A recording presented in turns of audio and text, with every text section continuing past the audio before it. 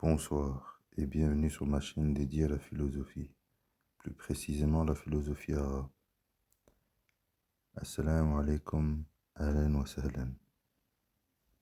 L'objet de cette vidéo est d'aborder le thème de la philosophie politique et la manière de la concevoir. Pour cela, nous allons nous intéresser à la pensée politique d'Al-Farabi.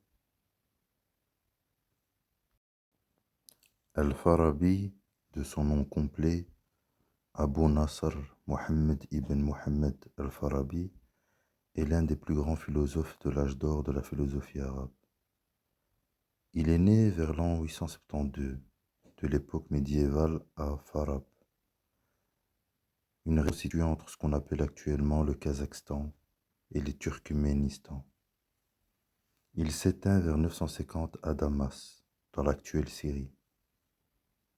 Il est surnommé le second maître, après le célèbre grand philosophe grec Aristote. Il est connu pour ses œuvres majeures en philosophie, en logique, dans le domaine de la musique et d'entre d'autres disciplines scientifiques. Al-Farabi passe une grande partie de sa vie intellectuelle à Bagdad, qui était, comme je l'ai mentionné dans ma vidéo précédente concernant Al-Kindi, un centre culturel et scientifique du monde islamique. Là, il étudie la philosophie grecque, dont les œuvres de Platon et d'Aristote, pour les commenter, les confronter, les comparer et les adapter à la pensée islamique. C'est un philosophe pluridisciplinaire.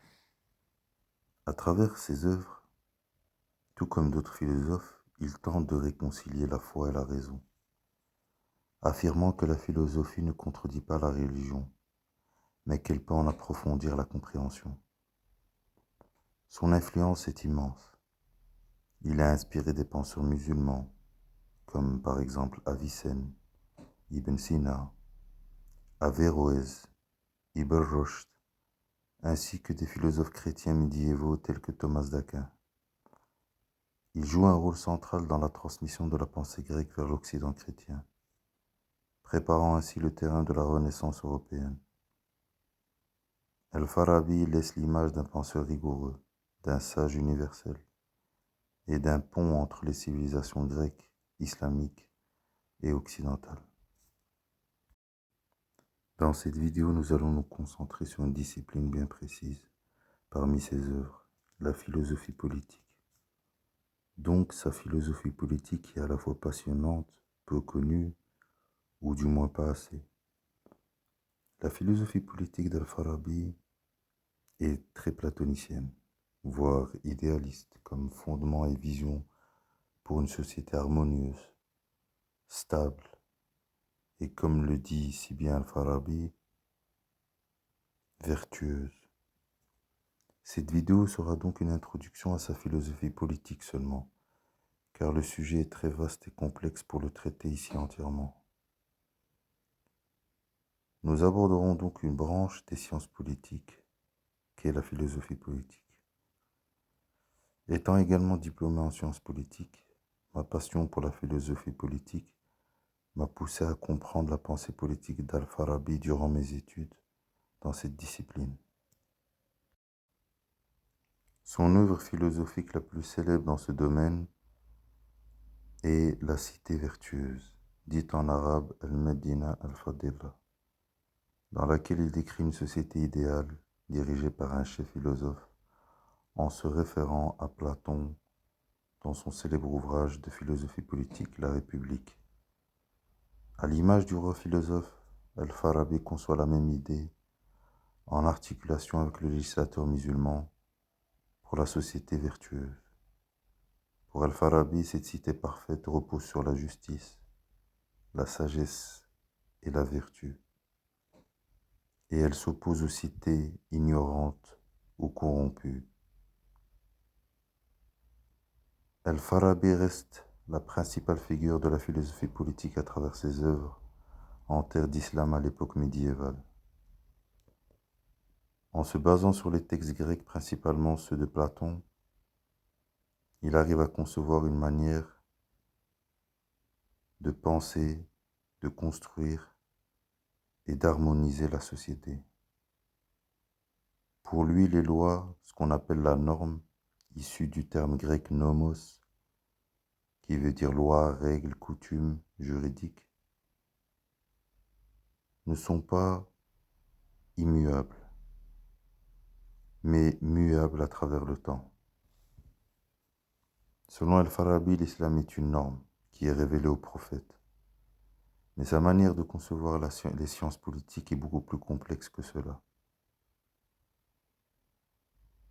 Avant de démarrer le sujet, je tiens à rappeler que ma chaîne traite de la philosophie en général et plus précisément de la philosophie arabe. Je ne suis pas là pour dire si tel ou tel philosophe en sciences politiques a raison ou tort, au sens moral dans le cadre islamique, mais uniquement une analyse philosophiquement parlant, c'est-à-dire que je suis là pour analyser, expliquer et vulgariser. Mon rôle se limitera à expliquer, décrire, interroger et essayer de vous faire comprendre tout en vulgarisant la philosophie arabe en langue française. Une fois encore, mon objectif est de faire renaître de ses cendres ces œuvres trop longtemps oubliées à un public francophone. Il faut savoir que la philosophie politique, à savoir la conception philosophico-politique de cette époque où se trouvait Al-Farabi, n'est pas séparée du droit, de la religion, de la morale et de la philosophie. Cette séparation a eu lieu durant l'époque moderne en Europe plus tard, avec des auteurs, ou plutôt des précurseurs de ce détachement entre éthique et politique, entre religion et politique, entre morale et politique. Plusieurs précurseurs ont théorisé cette séparation, comme par exemple Machiavel, concernant la séparation de la morale et de la politique, ou Thomas Hobbes concernant la théorisation de la réelle politique en dehors de la morale, et le mouvement des Lumières concernant la séparation entre le politique du religieux. La conception farabienne de la philosophie politique est donc, vous l'aurez compris, pluridisciplinaire. Selon la conception philosophico-politique d'Al-Farabi, les lois ne sont pas un ensemble immuable, mais adaptées au temps, aux circonstances du moment et de la société où se déroule le pouvoir politique, nécessitant une dose de stratégie politique. Selon lui, le législateur, à savoir celui qui légifère, peut arriver qu'il ait besoin d'ouvrir le chemin vers une autre manière d'organiser le pouvoir, ou d'altérer tout simplement la norme, ou du moins de modifier quelque chose au fur et à mesure que le temps passe et que l'évolution de la société le nécessite. C'est-à-dire qu'une société n'est pas figée et par conséquent, il est nécessaire de modifier certains éléments sans léser personne parmi les citoyens. Le législateur qui arrive au pouvoir ne doit pas critiquer ce qui a été développé, réalisé, changé ou simplement modifié par le législateur avant lui, car ça peut être tout simplement une nécessité de modifier les lois ou d'être invité à altérer certaines choses dans la norme politique, parmi les lois antérieures ou les falsifications introduites dans le passé, et donc de rectifier. Le droit est de deux sortes selon Al-Farabi. Une sorte particulière aux législateurs dans l'urgence du moment, selon les besoins de leur temps, de leurs époques, de la situation de la cité et de ses habitants. Et enfin un droit qui ne s'altère pas, ni ne se modifie, ce qui est naturel et fondamental. On peut remarquer que la philosophie politique, à savoir la pensée politique d'Al-Farabi, est historiquement pragmatique et réaliste dans un sens, par rapport à la pensée politique moderne occidentale, ce qui fait de Farabi un précurseur de la réelle politique et du pragmatisme politique. On voit qu'Al-Farabi fait preuve de ce qu'on appelle dans les sciences politiques la réelle politique et de ce qu'on appelle en philosophie le pragmatisme. Il tient compte de la réalité et des moyens avant de légiférer concernant la législation qu'il faudrait pour être en phase avec son temps. La pensée politique d'Al-Farabi est déjà riche à son époque. Elle n'est pas stable, ni immuable, ni fermée, mais ouverte en fonction des circonstances et des époques, mobilisant ainsi plusieurs disciplines comme je l'ai mentionné au départ. Disciplines aujourd'hui séparées et fermées l'une sur l'autre. La politique est fermée sur elle-même, le droit, la morale également. Chaque discipline s'occupe de son champ, que ce soit au niveau scolaire ou professionnel. La pensée politique actuelle est strictement séparée de la religion, indépendante du droit et de la morale. Malgré certains liens, la frontière est peu poreuse. Chaque champ s'occupe de son domaine, depuis sa théorisation dans l'esprit des lois par Montesquieu. Al-Farabi, contrairement aux philosophes modernes, dont les Lumières par exemple, ne sépare pas le religieux du politique. Dans sa conception de la religion par rapport à la philosophie politique, à savoir les religions révélées, ou plus précisément l'islam, il faut savoir d'abord que la notion d'organisation politique et sociale, à savoir ce qu'on appelle communément la charia en islam, à savoir l'organisation politique et sociale islamique, est une loi, selon lui, religieuse généralement comprise. Cette loi permet certes, selon Al-Farabi, le rassemblement des hommes autour de la religion, c'est-à-dire qu'elle a un rôle sociologique fondamental. Sociologiquement parlant, elle permet d'unir les hommes en société, les relier, au sens d'une organisation politique unificatrice. Unificatrice autour de la religion, car c'est autour de la religion sur lui que les hommes se rassemblent. Ce qu'on appelle communément en arabe Mila, qui veut dire en française religion, croyance, tradition, foi. La religion a donc une fonction sociale essentielle selon Al-Farabi. C'est celle d'enraciner via le législateur ou le gouvernement en place les opinions du peuple et les actions dans l'âme des citoyens de la cité via des images générées dans l'imaginaire grâce à des discours au niveau rhétorique et dialectique. L'objet premier de la philosophie politique d'Al-Farabi est la constitution de ce qu'il appelle la cité virtueuse. C'est le modèle normatif qu'il conceptualise comme à l'image de la République de Platon. Le législateur, selon lui, est analogiquement comme le médecin qui soigne les corps. C'est-à-dire que le médecin soigne les corps pour revitaliser les corps. Mais celui du législateur dans la cité est de soigner les âmes. Son rôle est de soigner les âmes dans sa conception de la cité vertueuse. Là où le médecin soigne les corps, le législateur a le devoir de soigner les âmes. Dans sa science politique, le législateur doit soigner les âmes et donc implanter en eux la vertu, une qualité très importante aux yeux d'Al-Farabi. La vertu dans les cœurs et éloigner des vices les citoyens pour ne pas tomber dans ce qu'il appelle la cité vicieuse, à savoir le contraire de la cité vertueuse, cité redoutée et dénoncée par Al-Farabi comme déviante, négative.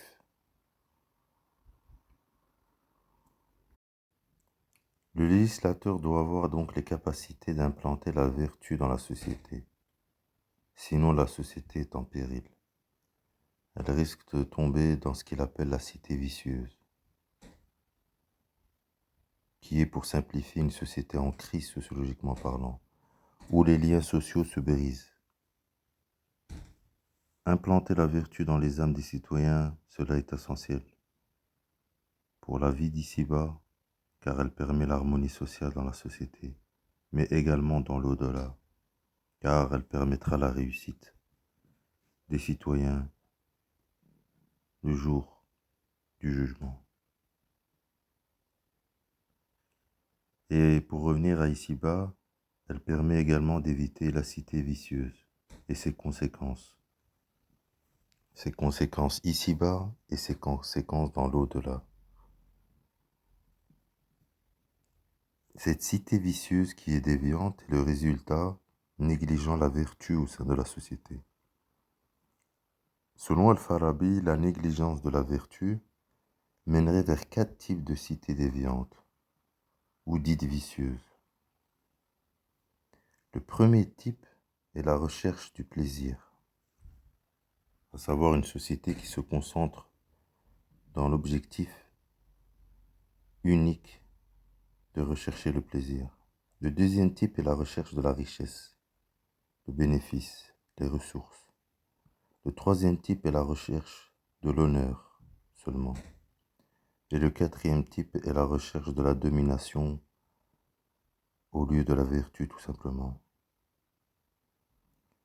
Ces 4 types de cités ou sociétés sont des types de cités ignorantes, déviantes, mauvaises.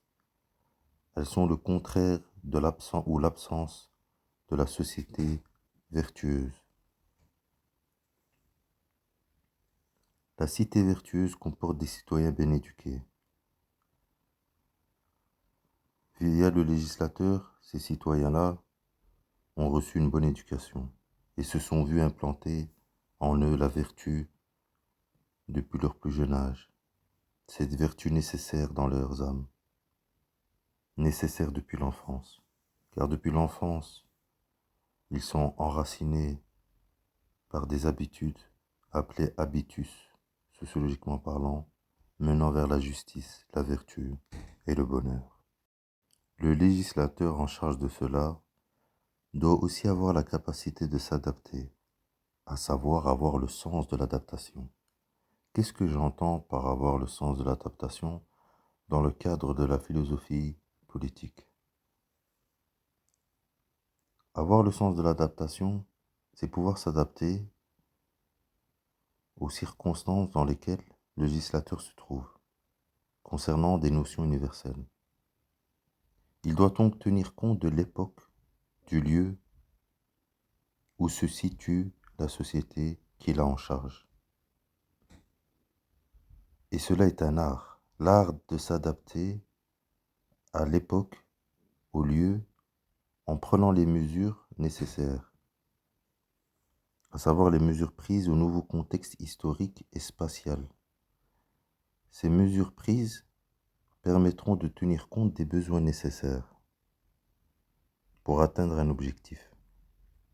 L'objectif est la cité vertueuse, stable et harmonieuse. La législation dépend donc non seulement de certains fondements, mais aussi de la réalité dans laquelle elle se déploie. C'est là où je rappelle encore une fois que Farabi fait preuve de réalisme politique et de pragmatisme politique. Quant à la religion et son rôle dans la société vertueuse, elle est selon lui subordonnée à la philosophie politique. La religion est un moyen de gouverner. Elle est, comme je l'ai déjà dit, un instrument d'unification pour Al-Farabi, un instrument de rassemblement, un instrument de cohésion sociale sociologiquement parlant. Cette subordination de la religion à la philosophie politique a un sens. Un sens dans la mesure où il faut prendre en compte également les circonstances, et non pas que les lois religieuses de manière immuable. Comme je l'ai dit, la pensée politique d'Al-Farabi n'est pas immuable, mais prend en compte les changements nécessitant des rectifications en fonction de cela, des rectifications au niveau des lois. Le premier législateur, dans une société vertueuse, et ses successeurs, dans le domaine de la législation, à travers les générations, doivent chacun à leur tour tenir compte de ces paramètres établis par Al-Farabi. Quels sont ces paramètres, en dehors des normes et en dehors de la religion, qui sont des fondements, certes, mais Al-Farabi accorde une grande importance à certains paramètres qui, sans eux, la cité vertueuse ne pourrait pas tenir. car les circonstances ont leur importance dans sa conception politique. Le législateur est celui qui fonde les lois de la cité, et donc le fonctionnement de la société en fonction de sa législation. Si le législateur est vertueux comme législateur, la cité vertueuse et les lois le seront aussi, car il est le principe philosophico-politique nécessaire au reste. Encore une fois, les normes, à savoir les lois et l'usage de la religion comme instrument de cohésion, et la législation doivent tenir compte pour chaque cité de ses spécificités propres et actuelles. Ce qu'il veut dire par là, c'est que chaque société est différente. Et par conséquent, elles ont des spécificités propres à elles. Et il faut tenir compte de cela pour pouvoir avoir une législation compatible à la société dans laquelle se trouve chaque législateur. Quels sont ces paramètres? En dehors des fondements, il faut tenir compte des événements, des circonstances, des incidents, des contrées, des lieux, des époques, l'importance du moment, l'utilité, les valeurs, les priorités, ce qui est efficace. Tous ces paramètres-là sont d'une grande importance pour le maintien de la société vertueuse. Le législateur doit avoir donc, en dehors de la vertu qu'il a en lui, il doit avoir l'art également de savoir changer les lois pour tenir compte d'une politique compatible et actuelle avec les événements que traverse la cité vertueuse et tenir compte des circonstances. Et c'est seulement en tenant compte de ces paramètres que la société pourrait garder une stabilité. Par conséquent, dans la succession des législateurs dans la cité à travers le temps, le règlement d'un ancien législateur, par exemple, ne doit pas être considéré en soi, mais selon les changements d'époque et de lieu. C'est-à-dire que chaque époque, chaque lieu a ses propres contingences et circonstances. Et ces contingences ou circonstances nouvelles font leur apparition à chaque génération. Et lorsqu'elles font leur apparition, des changements sont inattendus. Par conséquent, le législateur doit pouvoir légiférer de manière efficace et produire des lois pour pouvoir être compatible à ces nouvelles contingences et circonstances. Et c'est là où il fait preuve d'adaptation et de maîtrise de l'art de s'adapter aux nouvelles circonstances et contingences. Par contre, dans le cas inverse, si rien ne change, le législateur a le devoir en tant que législateur de suivre l'ancienne législation, à savoir l'ancien législateur, sans rien altérer, pour continuer dans une vie sociale au niveau de la cité vertueuse stable et prospère et par conséquent vertueuse. Et cela est pour Farabi la maîtrise de l'art de la jurisprudence. Pour conclure, j'aimerais terminer cette thématique en précisant la place que donne Al-Farabi à la religion dans son rôle politique et social. Il faut savoir qu'Al-Farabi ne néglige pas le rôle de la religion dans la cité, ni la rabaisse à une simple utilité pratique. Pour cela, il faut bien comprendre sa philosophie politique, à savoir sa pensée. Al-Farabi pense que la religion dépend d'une philosophie parfaite, car selon lui, une religion déliée de toute philosophie rentre ou pourrait rentrer en opposition à la philosophie. Si la religion n'est pas vérifiée par les instruments de la philosophie, elle peut être une religion falsifiée ou fausse, et son contenu pourrait être rempli de mensonges polluant ses différentes parties. Cela est probable qu'elle rentre en opposition à la philosophie.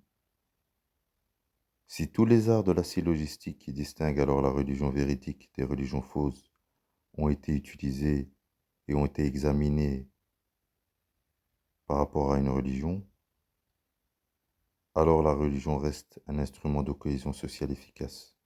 Par contre, dans le cas inverse, si rien n'a été vérifié par les instruments de la philosophie, alors elle est potentiellement sujet encore à un contenu contenant des points mensongers.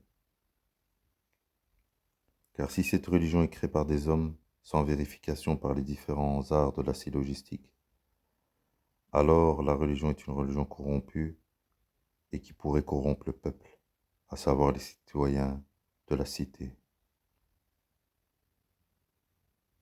Et son objectif de cohésion sociale sera réduit à néant, et ainsi la cité vertueuse sera en péril. Nous pouvons continuer dans la déduction de ce principe, à savoir une religion fausse menant à des enseignements mensongers pour la multitude des citoyens dans la cité, mènerait non seulement à la crise de la cité, mais cela aura une autre conséquence à travers les générations, car avec le temps, cela mènera à des législateurs qui se succéderont en faisant usage d'une religion fausse, corrompue et mensongère. C'est la raison pour laquelle, selon lui, la religion vient après la philosophie politique. Cette subordination a un sens. Elle a un sens dans la mesure où la religion doit être examiner son contenu à la lumière de l'art de la syllogistique, à savoir les instruments de la philosophie. Car sans examen par la philosophie, la religion invérifiée passe sous silence à travers la société, mais aussi à travers les générations, dans les différentes époques. Je vous remercie de m'avoir écouté. Que la paix soit sur vous. Que Dieu vous préserve tous et toutes. Remercions Dieu pour le don de la pensée. شكرا لكم على استماعكم. السلام عليكم ورحمة الله وبركاته. حفظكم الله جميعا. نحمد الله على نعمة الفكر.